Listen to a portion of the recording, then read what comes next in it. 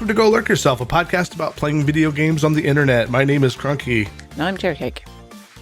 Today we're going to talk about the Super Mario 3D All-Stars game that came out Friday, now that we've had some time to tinker with it. What are your thoughts so far, Cherry? Very mixed, I guess. Yeah, I'm right there with you. We talked about it on the last episode that I think Cherry was more excited to play Sunshine and, to a lesser extent, Galaxy because she hadn't played them before. Mm-hmm. And I was kind of like on the fence about some of the technical aspects that I had read before it came out. But so what one did you dive into first? Weirdly, I went to Mario 64. I played that one before. I played it a lot. Oh, yeah. Yeah, and for some reason it was the first one on the first one in the trio on the Switch, so I was just like, yeah, just start from the beginning. I'll have a mess around in that. And it's fine. Everyone knows the issues that Mario 64 has with the cameras, and that hasn't changed. Right. There's still issues.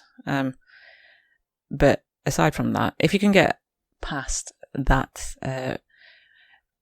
not proper feature, I guess we call it a feature. Yeah, it's absolutely fine. I love Mario 64. It's a fantastic game. It always has been, and I think forever will be. But we talked like Saturday. You had dumped a lot of hours in it already. How far did you get? Well, the one thing that I've never done with Mario 64 is get 100. Is it 120? 120 yeah, stars? I think so. Yeah, the complete round of stars. So I was sort of trying to take my time with it and go through each level and discover. Because the one thing I never really bothered with either was the on each course you can get 100 coins in order to get a star. So I never really bothered with that. But this time I seem to have just. It's quite nice because I have played it before, so it's nice to just take my time with it. Yeah, kind of like go see all the things you might have missed on your first playthrough. Yeah, exactly. Yeah, I was watching. Go ahead. I was watching Bob do it, and there were some things in there that even he hadn't seen before. Oh, nice. Yeah, so I was on the same kind of viewing of it as well. When was the last time you played it, you think? I want to say it was probably. Do you remember? Was it a few years ago when I did Mario Marathon? Yeah, on your stream, I do remember. Yeah, I think that was probably it. So it must have been at least 3 or 4 years ago now. Oh, wow. Yeah. So it's not that old. Like I hadn't really played it in earnest since the 90s. Oh, wow. Well, I mean, other than the totally illegal PC-ROM that Nintendo took down, I made the mistake of playing that like a week before 3D All-Stars came out. And it completely ruined Mario 64 and 3D All-Stars because the frame rate, the camera controls, and the biggest thing is, if you haven't played Mario 64 on a Nintendo 64 in a while, you may not know, but there was like half a second of input lag on an audio lag on the emulated version on the 3D All-Stars on the Switch. You know what? I have noticed that as well, because there's been times when I was playing Mario on 64 and I went to jump like at the edge of a platform and he just wouldn't do it. He just fell off. I had that problem in Sunshine, but I think it's because I'm bad at Sunshine. I had people in my stream yelling at me when I was playing Sunshine because I was failing so hard at that game. But I played, I want to say, 20 hours of it this weekend, off and on, and of all 3 of the games. And yeah, 64 was by far like the most frustrating for me because, you know, like you said, some of those jumps and some of those maneuvers take tight, precise jumping and controls. And you do. Well, I think once you play it for a little bit, or if you haven't played Mario 64 in a long time, you may not even notice the slight delay. But I think it was one of the technical YouTube reviewers. Can't remember their name off the top of my head.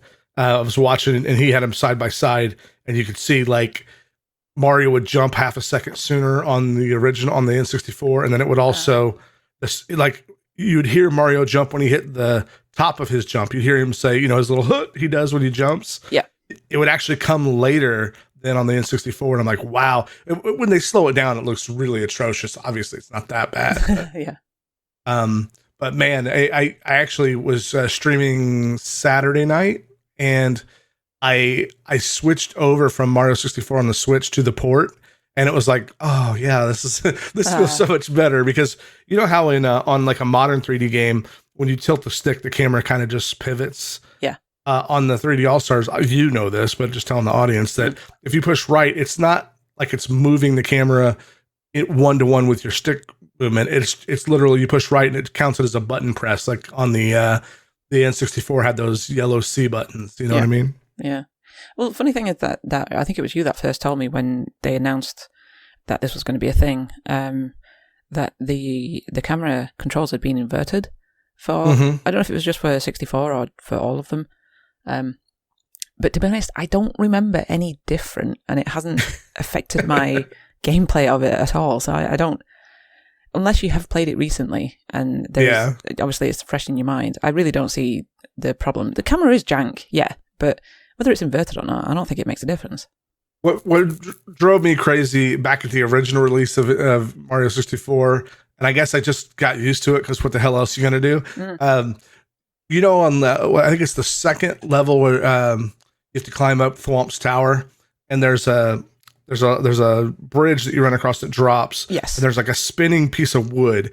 Every time you go to run straight on that, the camera starts turning every time, and it drives me nuts. And I was talking to my stream, I'm like, you know, I could just hear Shigeru Miyamoto or some designer at Nintendo going, no, this camera is going to do this now. You don't get to choose. Because have you ever noticed, like, if you push the camera and the camera just won't go that way, it goes, yeah. Like, nope, yeah, you don't get to move. Yeah. I was having an issue with it yesterday because I finished like the first sort of levels, and I went down to the basement area. Mm-hmm. And there's a little maze down there that you can do where you have to chase there's a rabbit down there that you have to chase. Yeah. And if you catch him, you get a star. Mips. Yeah. I didn't know the name. Yeah. And my God, I no word of a lie, I must have spent like 15, 20 minutes trying to catch that stupid rabbit. Well, he comes back, right? Because he's one time he's easier to catch than the second time. Yeah. Like because the maze isn't a circle, he runs into a dead end. But even then, I don't know, my reflexes must just be going. But just purely because of the camera, every time I chased him, I was trying to chase him around corners, and I would have to like get my bearings, turn the camera, and then start running again. So I was just like, whatever, dude. And I put it down. I was like, nah, I'm totally done with this. And then 2 minutes later, I was like, right, I'm going to do this. But he has a star. I have to catch him. Yeah. I don't remember where I read or saw this, but Mips was basically a rabbit they made as a testing, like, so testers could tune the controls in. All right. And he was so popular amongst the testers, they put him in the game. Huh. And now he's in Galaxy, and I think he might even be in Sunshine somewhere. I haven't seen him yet. But so that was 64. How did you find Sunshine? Have you had a chance to play much of it? I have. Okay, so first one I started playing Mario 64, and then I went to Galaxy. So I missed Sunshine because I don't know. I just don't know why I did that, but I was more intrigued. Saving it for last? Yeah, I was more intrigued by Galaxy because I hadn't really seen any of the gameplay. I've seen like speedruns of Sunshine and races of Sunshine, so I know what's kind of involved with it. So I went to play Galaxy, and the stark contrast in quality from 64 to that is just incredible, which is understandable because I was thinking about this. I was rationalizing it in my head, and I was like, yes, this was the N64, Mario 64, you know, it was revolutionary at the time, but this was back in the 90s. So when Galaxy got released, this was for the Wii? Yeah. And this was, what, early 2000s? Late. I would say 2000s. It was 07. Yeah. So that you've got like, 08, I don't remember. Yeah, at least 10 years difference and progression of technology. And I did really enjoy playing Galaxy, so I can see myself finishing that. And then going from, I'll come back and talk about that in a minute. Going from Galaxy to Sunshine again was a very different kind of game. All three of them are in a category of their own, and Sunshine I didn't like playing at first, but I put it down for a little bit, and then I went back to it. I was like, yeah, it's weird. It's not the atypical Mario game, I guess you would call it. To me, it doesn't seem like that anyway, and it has this weird mechanic with. I do apologize because there is a bird outside my window, so if you can hear nature, welcome. It has this weird, this weird mechanic with flood on your back, and obviously you have the water controls. So just getting used to that, I think, was the most awkward thing that I found about Sunshine. And the one thing that really annoys me about it is that flood's controls aren't inverted. So you press down, like he will look down. He won't look up. So I still do that wrong every time I go to use Flood. So, but yeah, it seems like an okay game. Whether I'll play it all the way through, I don't know. Some of the controls do feel a little bit awkward. Yeah, they don't feel finished, in my opinion. Yeah, I remember specifically when I was playing it Saturday, having flashbacks of when I first played it, going, it just doesn't feel like it was done. Like they just got it close and they're like, okay, it feels like a not Nintendo polished game to me. Like it's Mario, but even like the cutscenes, it looked like you and I made it on a weekend. You know what I mean? Like the cutscenes are, well, I mean, they're not terrible. And I know it was like one of the first times I ever saw Nintendo do cutscenes other than, you know, Princess. Hey, I have a special guest over here too. Did you hear Buster barking? No, I didn't. But it like the cutscenes are real like uncanny valley feeling, and they linger on too long. And like Flood, when he talks, it's just the lamest thing. You know, it reminds me of Fi from Twilight Princess or whatever. Yeah. Like just really like, okay, we get it. He's a technical robot type, but then he talks for 20 minutes, and like in your Mario action game, where everything's just go and hop, skip, and jump. Why do you stop and have all this exposition from basically for him to say, "Hey, I spray water everywhere"? We don't need all this. But moreover, I feel like the technical aspects of Sunshine are just really, like you said, it's. I played it for several hours and I still don't feel like I could get the hang of it. Now I know you watch people like speedrunners and stuff. And I think it was our buddy College of Celiac. I watched him play it. He had never played it before. And within a couple of hours, he was like dolphin jumping. But he said that he had watched a lot of speedruns, so he kind of knows the technical stuff. But I had said before it ever came out, I'm like, if I remember right, Sunshine was just way more technical. There were a lot of, like how in Odyssey, you could learn the hat jump and a couple of other, you could string these tricks together. There's a lot of that, like real technical stuff in Galaxy, and I'm sorry, I keep saying Galaxy. I mean Sunshine. Galaxy, on the other hand, is my favorite of the bunch. Like it was like going back to, you know, in a music park as a kid. I absolutely love that one. Yeah. By far out of the three, it definitely seems I don't know if it's just because it is like the newest one of the three. And because we're so used to that kind of the look and feel, I guess.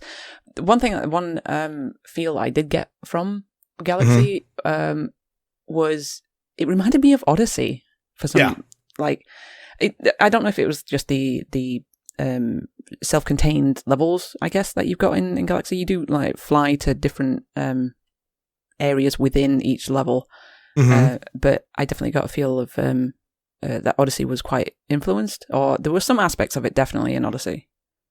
I agree with you. I think moreover the number one thing that makes Odyssey and Galaxy kind of feel more epic than maybe they are is the score is like orchestral and it's sweeping and awesome and awe-inspiring on its own. If you took Galaxy and just like muted it or had the music gone, I think it would make a huge impact on that game. But it is the prettiest of the three because it's, you know, it's had the most time to bake and it has the, you know, probably has the biggest budget of all Mario games until Odyssey. But it definitely feels like it's been refined. Like they boiled down the levels to their essence, and you could tell like a big group of testers polished that game. Where Galaxy or Sunshine feels more like it could have been in the oven for another year and probably could have stood to have some more polish. That's just my impression. Yeah, the one thing that I do like about Galaxy is that it is self-contained with each of the levels. One thing I found with Sunshine when I was playing it, I got lost a lot of the time on where to go. Yeah. So, like I get there's like a little announcement that happens when you're in Delfino, and it comes like text upon the bottom of the screen. So it kind of gives you a hint of where to go, but where to go is another question. Like there's panic in name the first area that you go to.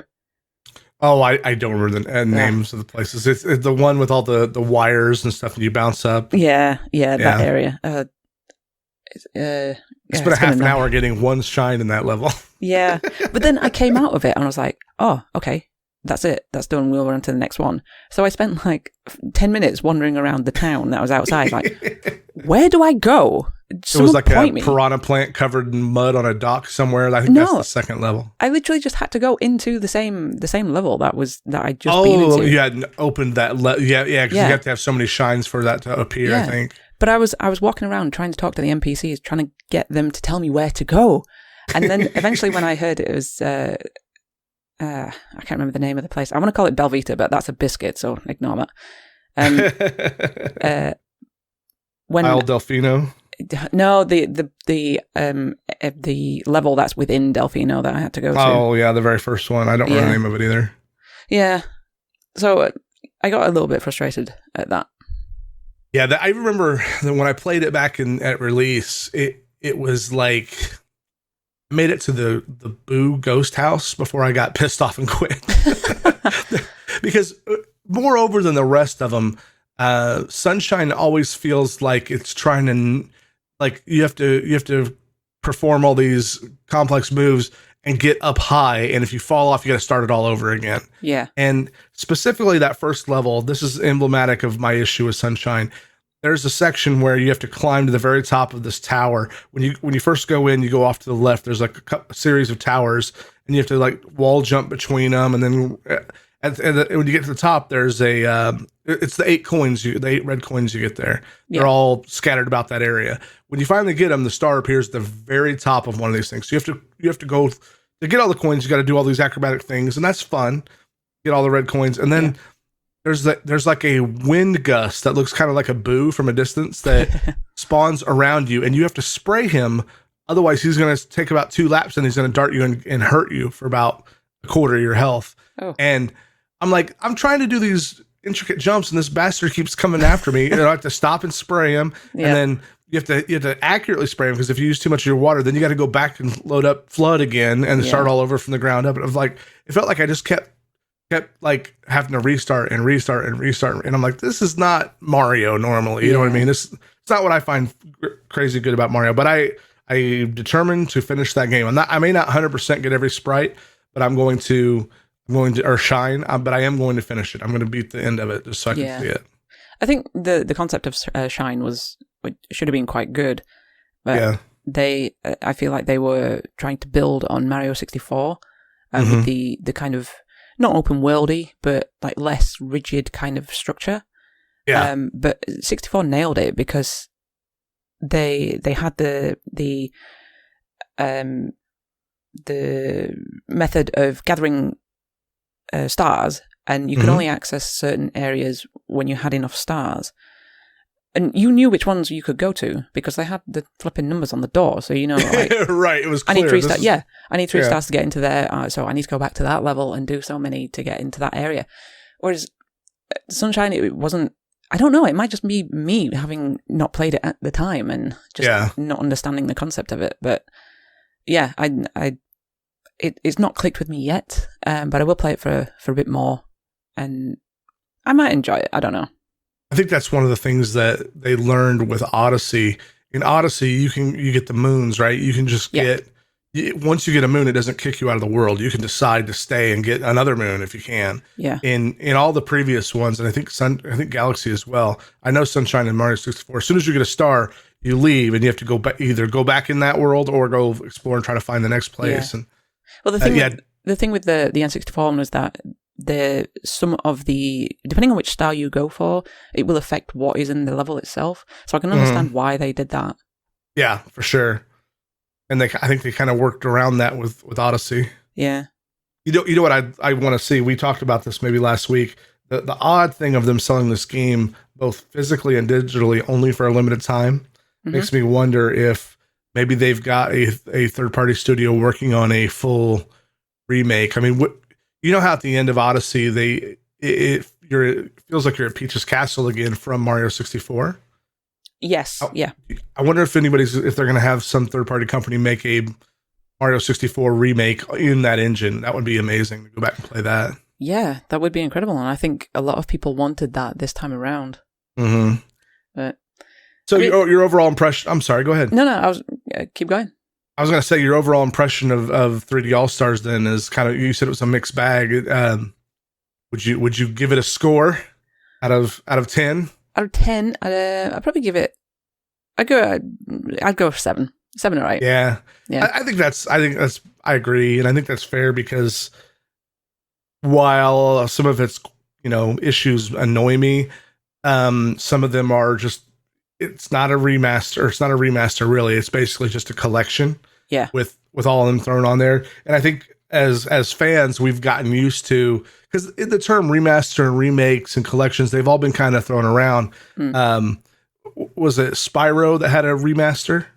Spyro got a remaster. Crash Bandicoot got a remaster. Some of the Resident Evils got a remaster. Mm-hmm. No, Resident Evil got remade, didn't they? Yeah. That like fully up. Yeah. They changed the way it played. Yeah. Instead of being static, it's now a third person over the shoulder. But I would love to see a full remake for these at some point. But I don't hold out a lot of hope. Yeah. I reckon the main selling point for this, and Nintendo probably being quite crafty with it, is just because it's on the Switch. It's portable. Mm-hmm. You don't have to sit at your N64 or GameCube or Wii or an emulator at your PC and sit down and play it. Go to the dumpster and find a CRT TV that you can plug them into. Precisely, yeah. You can just play it on your Switch, which is precisely the reason that I got it. Mm-hmm. So I can just sit on my bed and play some garbage camera Mario 64 while I try not to throw it across the room. I told you this, and I've probably mentioned on the podcast, I don't play a lot of handheld mode on the Switch because I just, but last night I was playing that new game Hades on there. Oh yeah. Dee and I are going to do a review on it later this week. And I was trying to play it before bed, and I'm like, I couldn't even read some of the text. Oh, really? Yeah, I had my glasses on. I'm like, what does that say? But, well, I think that's all we didn't really need a super long episode to talk about Mario 3D All-Stars, but we wanted to give you guys, we said last week we'd give you a grade on it, and there it is. Yeah. If you guys did enjoy it, or any kind of feedback on Mario, if you did buy it, let us know. How can they get in touch with us, Crunk? They can tweet at me at CrunkyTTV with 2 N's. How about you? If you want to tell me how garbage the cameras are, feel free to. I am on Twitter at CherryCake518. All right, Cherry, we'll see you next week. See you later. Bye.